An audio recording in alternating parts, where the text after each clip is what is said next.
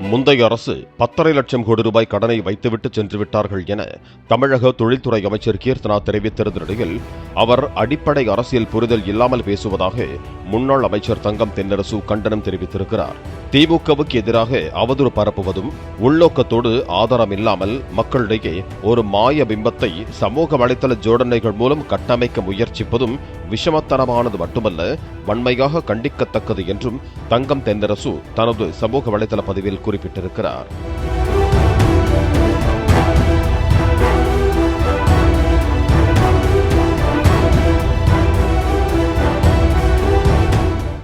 Play store மற்றும் app ஸ்டோரில் இருந்து பாலிமர் செயலியை QR கோடு மூலம் பதிவிறக்கம் செய்யுங்கள். செய்திகளை உடனுக்குடன் பெறுங்கள்.